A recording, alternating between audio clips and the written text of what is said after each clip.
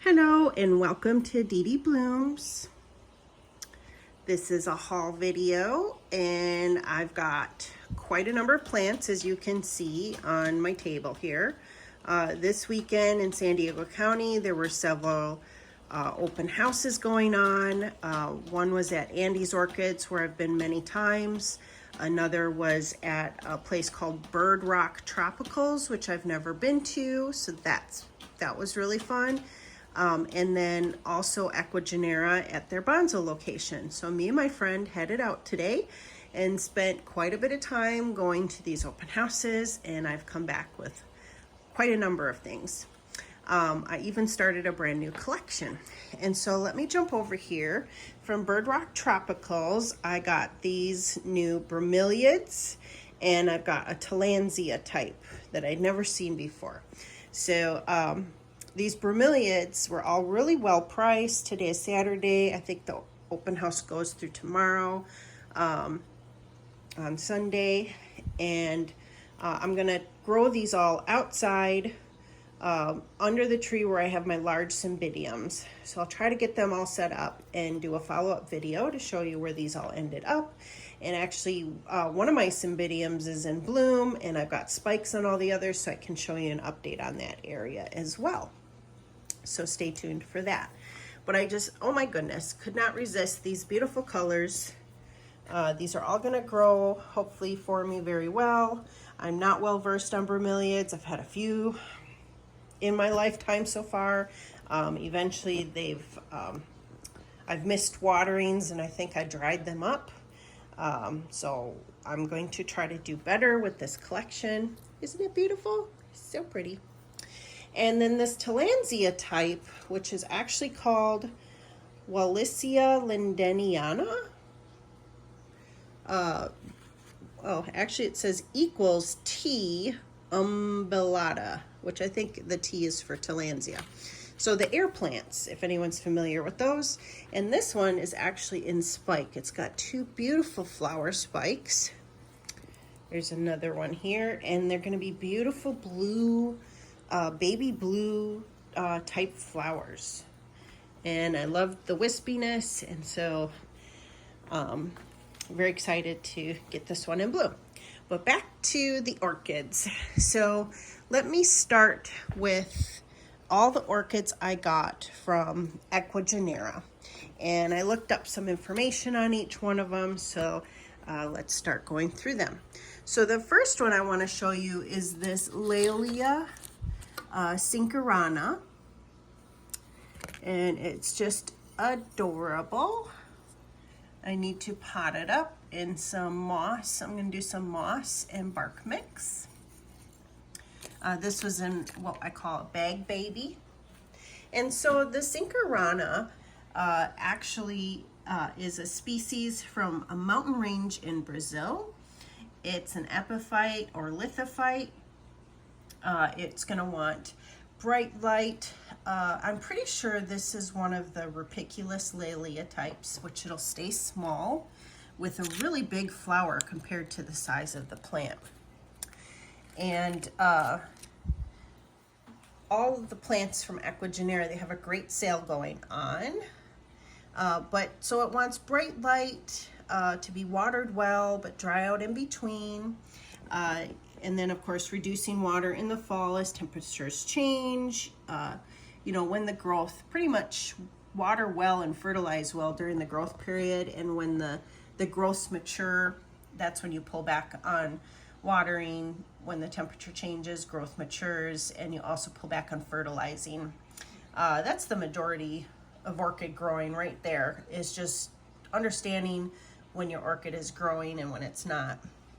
So this particular one, it's a cold to hot tolerant orchid, so about 45 degrees to 98 degrees is what I saw. It should bloom in the spring if all goes well. It's again going to be a miniature type, and it's supposedly an easy grower, so it doesn't have too many good roots right now. It's got that new growth right there. I'm really hoping I could get this to root up okay, and it's going to grow on my outside patio. The next one is also, this one definitely I could tell from researching, it's Rupiculus Laelia. This is Laelius anguiloba. And this one has darker edged leaves. I thought was really, really pretty. It broke into two little plantlets. So I got this real tiny one left in there and this one. I'm also gonna pot it up in some moss and bark mix. And the flowers are supposed to look like this. Really, really deep reds into a deep orange. And this particular one is a species from Brazil. It's also an epiphyte or a lithophyte. For light, it prefers bright to full sun, although it would appreciate midday shade. Cold to hot temperatures, again, 45 to 98 degrees, and water well, dry in between. Definitely drier in winter. It's also gonna stay small, a miniature. And I'm gonna grow this one on the outside patio too, along with this. The next one is a Masdevallia. Now I really had to think about this one. It's called Devil's Heart, and it's a primary hybrid between Masdevallia ignea and Masdevallia discoidea. I don't know if I'm pronouncing any of those right, but so here's the beautiful plant. It's bloomed before. I believe that's an old bloom spike right there. But I saw the picture of the flower, and it's this deep, deep red, which I couldn't resist. So I was like, all right, I've killed several Masdevallias. I'm gonna repot this into self-watering in moss and hope for the best. Hope I don't kill it. I have not decided where I'm growing it. So this primary hybrid, which is a cross between two species. So ignea, the species ignea is native to Colombia, and it's a cold growing terrestrial. 41 to 77 degrees it can tolerate approximately. Good light, but not direct light. You'll know that it's growing well if its pale green leaves are a signal of good light. Keep the medium damp at all times, so like moist, not soggy. Fertilize year-round is the recommendation. And again, I'm talking about ignea, which is one half of the cross. The other species that it's crossed with, discoidea, is native to Brazil, and it's a warm grower compared to ignea being a cold growing. So the warm grower handles 58 to 88 degrees, and it wants shade and indirect low light, where the ignea wants some good light. Not like full sun or anything, but some stronger light. So I've got a cross of a primary hybrid with two opposite ends of the spectrum for lighting and temperature. So I've got a big question mark on this one, whether it's gonna stay inside under stronger grow lights, or I'm gonna try growing it outside. I think it can tolerate growing outside, but yeah, I just haven't decided yet. We'll see where it ends up. The next one I got is this really cool little miniature bamboo looking thing, but it's actually a Dendrobium species, hancockii. And look at all those fun canes here, and very, very leafy. It really caught my eye. So Dendrobium hancockii is also an epiphyte or lithophyte. It's a species native to China. It likes lightly filtered light. It's hot to cool growing, so I'm gonna grow it on the outside patio. Keep moist and fertilized during active growth, just like I was talking about before, pulling back on watering and fertilize when things mature and the temperatures drop. It looks like it's usually blooms winter into the spring, and the blooms are honey scented. They're supposed to be beautiful yellow blooms. So that's that one. The next one is also a Dendrobium. Let me see, I think the label is here. Dendrobium cariniferum. And the look of it also caught my eye. the growth pattern, and looks like it's in bud. My camera is not being nice and focusing very well. I think those are flower buds, but I love the different look of it. It's also very leafy. I think eventually it's probably going to lose a lot of leaves, like down here, these older growths. So probably like a lot of typical dendrobiums just lose their leaves as canes mature and bloom. And so this particular one, let's see, cariniferum. It's an epiphyte. The species is from China, Thailand, Cambodia, Laos, Vietnam, Myanmar, and Assam. It's intermediate temperature, 55 to 75. But I also have, that's according to Andy's Orchids information. Even though I didn't get this one at Andy's Orchids, I got it from Equa-Janeera. But looking on Andy's site for this species, it says it's an intermediate grower.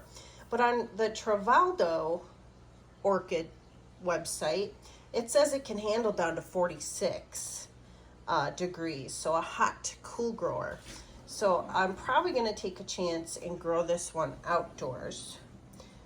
So it wants to stay moist but dry lightly in between. It wants bright to indirect light. So yeah, I'm looking forward to trying to grow this one.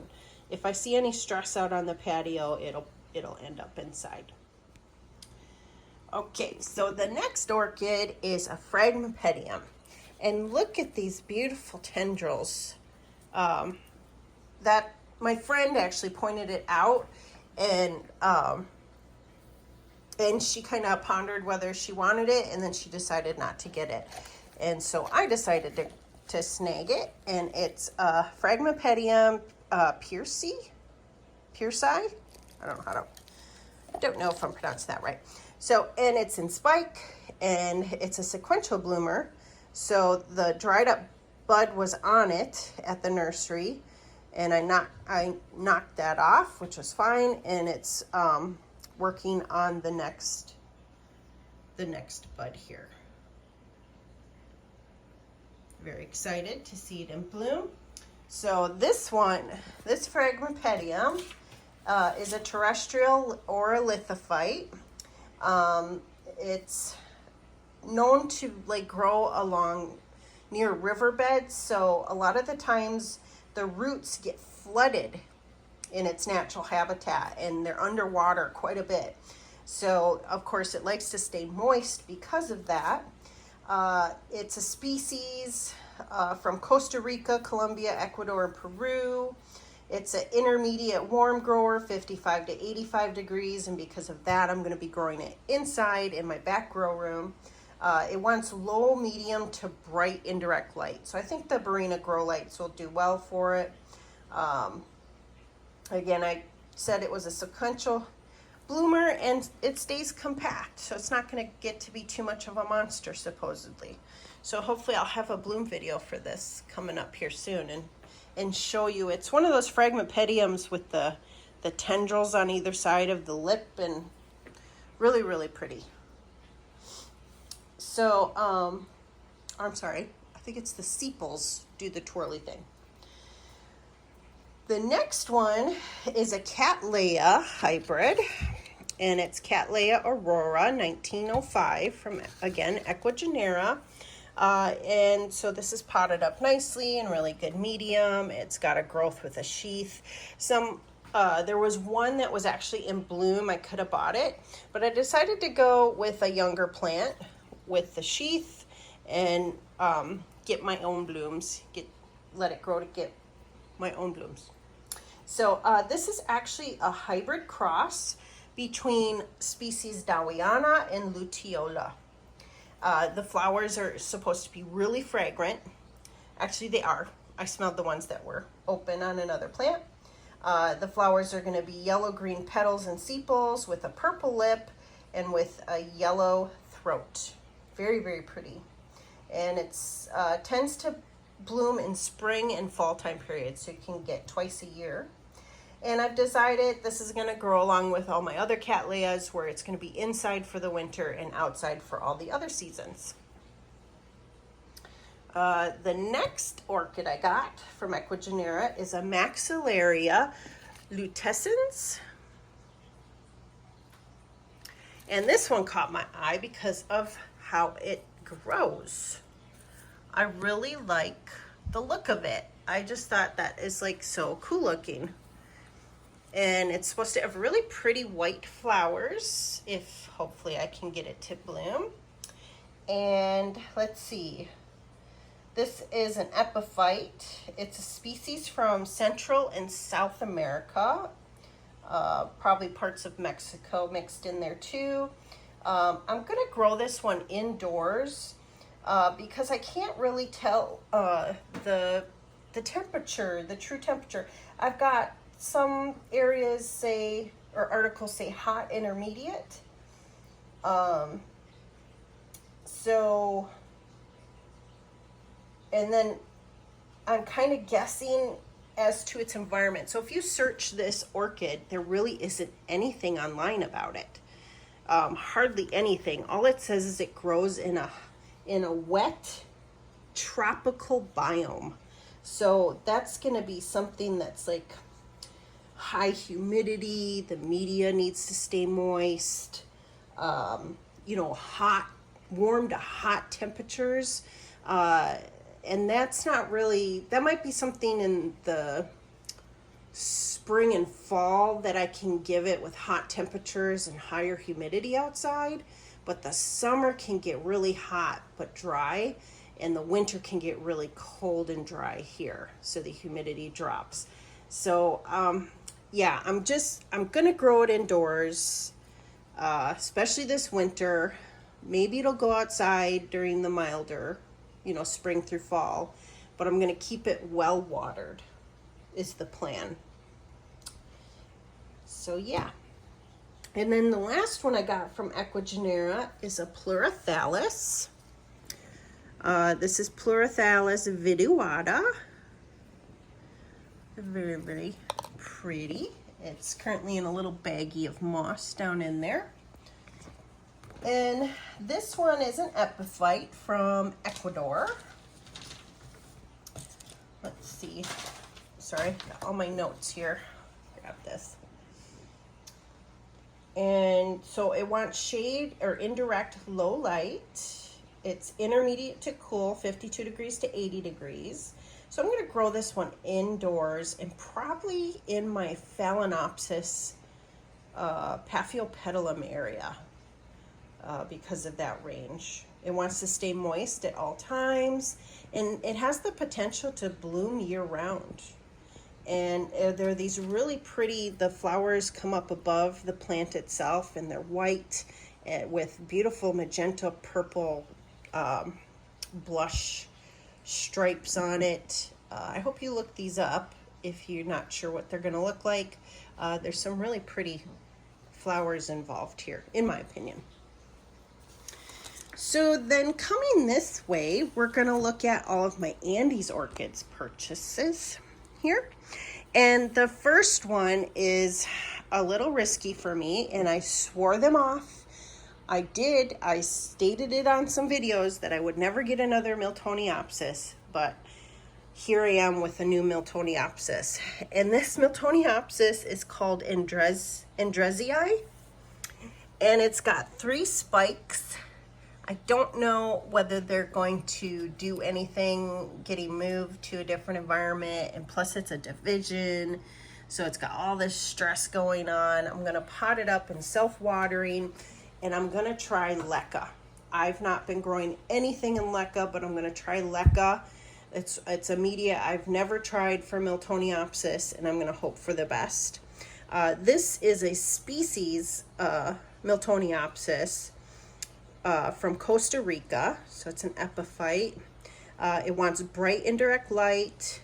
It blooms summer to fall, if it's gonna bloom, which doesn't make much sense because we're into winter, and yet there's all these spikes on this one, so I don't know if it's just off kilter. The temperature is intermediate, 55 to 85 degrees. The flowers are supposed to be fragrant, and of course keeping it moist and self-watering I think will work really well. I'm going to be growing this one inside, probably in my back grow room, but it also might end up in my front room fall area. Not sure yet. The next one is this one right here. It's pretty big. It's gonna be a bigger orchid. And this one is Epidendrum ciliare, C-I-L-I-A-R-E. It's an epiphyte or lithophyte species from Mexico, Central, and South America. Here, I'll try to back up a little bit. And this is a division. And so it wants to be kept moist, but get dry in between. It's very important that it's allowed to dry fully in between. Sorry, my dog is gonna whine in the background because my husband's outside with our other dog and she gets upset. So this one, the light is bright to full sun, very fragrant, citrusy scent, supposedly. Temperature intermediate to warm, and it can bloom fall, winter, and spring. So this one's going to be set back quite a bit as a division. I don't see any really good roots going on here. I mean, they're firm. These roots are firm, so they can absorb some water. So I think it can stay hydrated. There's also an eye starting to swell here, so a new growth should get started and hopefully put out roots in a fairly quick fashion. This one I have marked down that I think I'm going to grow it indoors because of the temperature, intermediate to warm. But I think for the winter time, I think I'm going to keep it inside. And then for spring through fall, I think I'm going to grow it outside. We'll see how it goes. The next one is Dendrobium gibsonii. And this is the biggest one I've got from Andy's. So when I went to the open house today, I had bought this one online. They had a 30% off sale. And so I picked it up today at the open house. I had already purchased it. But look at this huge, huge dendrobium. And this one's going to be growing outside. So the canes, as they mature, they lose their leaves. And I'm hoping I get some blooms coming up. But the information on this one, see all the canes there. And this is the newer growth with all the leaves, and it's perfectly normal to lose the leaves as the cane or pseudobulb ages. So this is also an epiphyte, or could be a lithophyte. It's from India, China, Himalayas. It's warm intermediate to cool, so 45 degrees to 98 degrees, which is perfect for growing out on my back patio. It wants to be kept moist but dry slightly in between, especially during the growth period. So when things mature, just like I've been saying, keeping it drier in winter, but for not too long, I think will be the best for a lot of these type of, I think they're called soft cane dendrobiums. Don't quote me on that. So yeah, it'll get dry in between for this winter because I don't want to rot it, but I will continue to water it. And so the blooms are supposed to be a beautiful golden egg yolk yellow, and the throat of the flower is supposed to be like a chocolatey deep brown or deep maroon, and it's supposed to be very fragrant. And these are usually bloom in summertime. So this coming summer, we'll see if I'm successful or not, because this is definitely large enough, I think, to give me blooms, but it's also got to adjust to my environment. So we'll see how it goes. And then let's see, the next one I got is also a division. And this one is Bifrenaria tyrianthina. And so I'm hoping to grow this well. I'm in love with Bifrenarias. These are all my notes I have written down. Try to just leave it on the plant. It's a species from Brazil. It's supposed to, when it blooms, have a very sweet fragrance. I'm going to pot this one up in moss All the pictures I see of it growing in a pot is in moss, so I'm gonna emulate that. It wants bright and direct light. It's supposed to bloom spring to summer. The temperatures are warm, intermediate to cool, so 45 degrees to 98 degrees. So I'm gonna grow this one outside. And it wants to be kept moist, but dry slightly in between. So I'm looking forward to that. I think this is my fifth or sixth Bifrenaria. So I'm really starting to get a little bit of a collection going on here for Bifrenarias. And then last but not least, I saw this odd looking thing and had to check it out. And this is, the tag is very, very worn out. So let me get to my notes.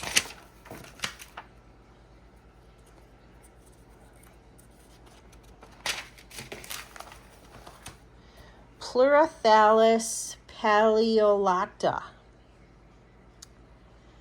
And so this is a species from Colombia, Costa Rica, and Panama. It's epiphytic. I'm going to be growing this one inside because it's intermediate to cool, 52 degrees to 80 degrees. And the light, it likes shade to bright and direct.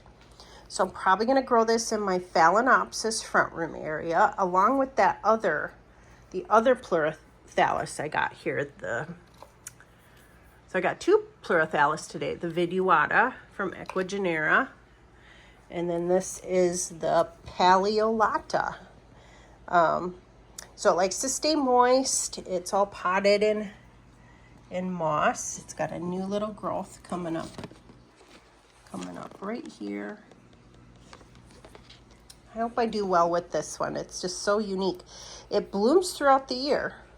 So, and I've got all these little buds developing.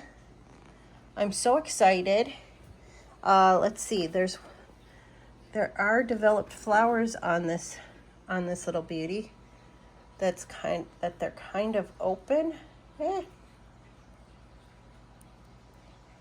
a clamshell. It is so beautiful. I love it so much. I hope you're enjoying seeing this. So these beautiful blooms, they start off closed up. Oh, here's another one that's open. They start up closed up and then they open up.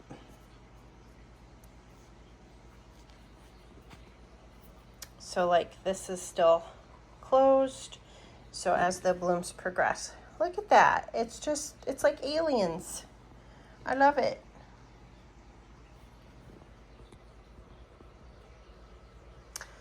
So that is my huge, huge haul. Oh, and I got this. Look at this beautiful mount from Andy's with a hook on it. So I couldn't resist this hook for $15. Not bad, not bad at all. So that's my haul. If you watched everything, thanks so much for watching. Hope some of the information was helpful. Give the video a thumbs up if you enjoyed it. Any questions you have, let me know. And I'll try to do a little repotting video. It's getting late in the evening now, so I'll do some of this potting up tomorrow. And if I can film it successfully, I'll post that video next. Otherwise, thanks so much for watching and see you in the next video. Bye.